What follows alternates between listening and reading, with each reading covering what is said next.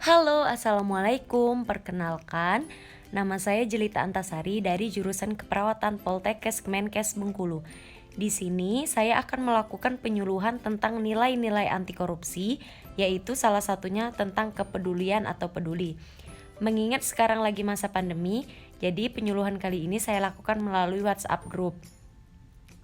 Di sini media yang saya pakai poster-poster ya. Ini poster yang sudah saya buat. Sini saya akan menjelaskan sedikit tentang poster yang sudah saya buat, yaitu tentang nilai anti korupsi peduli. Apa sih itu peduli?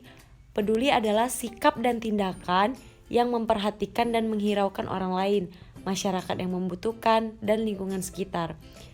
Seberapa penting sih sikap peduli itu? Di sini saya sedikit menjelaskan pentingnya sikap peduli. Tanpa ada rasanya peduli, maka tidak ada orang yang ingin membantu sesama. Semua akan berlomba-lomba menyelamatkan hidupnya masing-masing.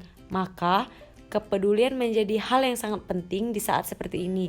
Rasa peduli membuat kita menjadi manusia yang bermanfaat.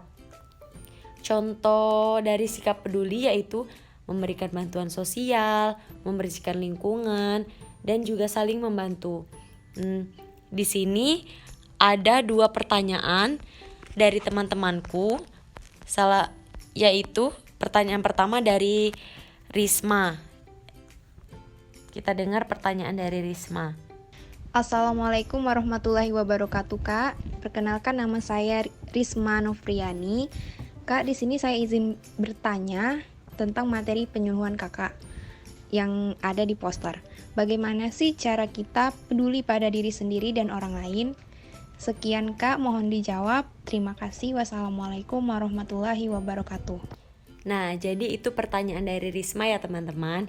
Di sini saya juga menjawab pertanyaan dari Risma itu melalui voice note. Kita dengar lagi jawabannya. Baik Kak, di sini saya akan mencoba menjawab pertanyaan dari Kakak.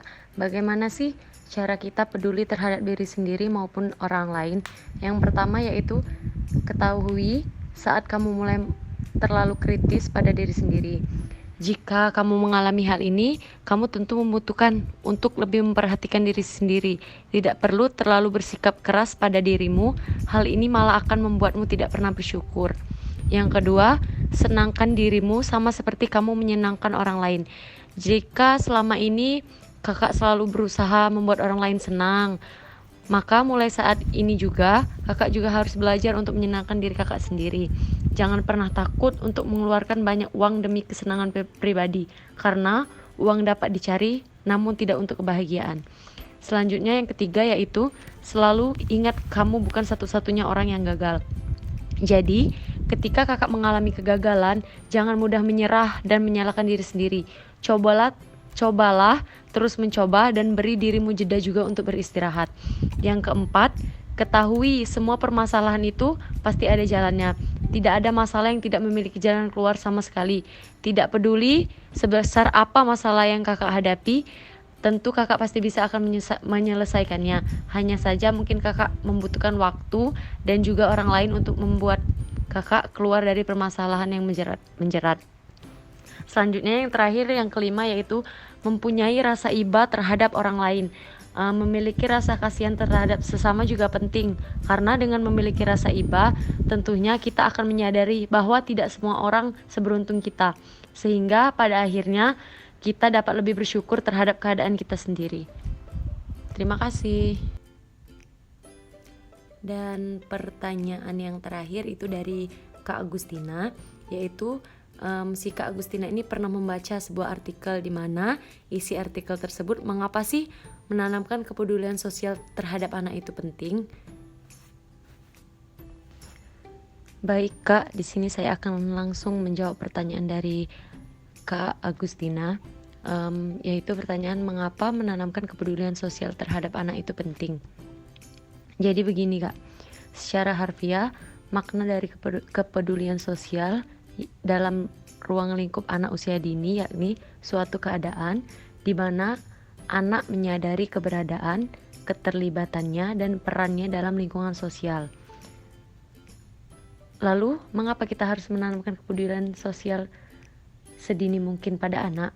Karena seiring dengan bertambahnya usia, lambat laun anak akan paham bagaimana ia akan menyesuaikan diri dengan lingkungannya tanpa harus diajarkan. Sebenarnya, kepedulian itu sendiri atau kepekaan sosial itu merupakan salah satu komponen penting yang harus diajarkan kepada anak sedari dini. Karena, bukankah akan lebih baik jika seorang mempunyai sisi sosial sedari dini supaya seterusnya akan menjadi kebiasaan. Kepekaan sosial itu harus ditanamkan pada diri anak agar ia dapat belajar dari apa yang ia lihat, dengar, dan rasakan dari apa yang terjadi di sekitarnya. Dan setelah itu, anak akan bisa mengalami masalah dan bagaimana cara mengatasinya. Anak dengan kepekaan sosial yang baik biasanya memiliki rasa kepedulian yang tinggi dengan lingkungannya, sehingga anak tidak akan menjadi pribadi yang apatis, yakni keadaan psikologis di mana seorang individu tidak mempunyai rasa ketidakpedulian terhadap sekitarnya. Jadi begitu, Kak. Terima kasih. Sekian, itu pertanyaan dari teman-temanku. Sekian presentasi dari saya. Katakan tidak pada korupsi, maju lawan korupsi. Bye. Wassalamualaikum warahmatullahi wabarakatuh.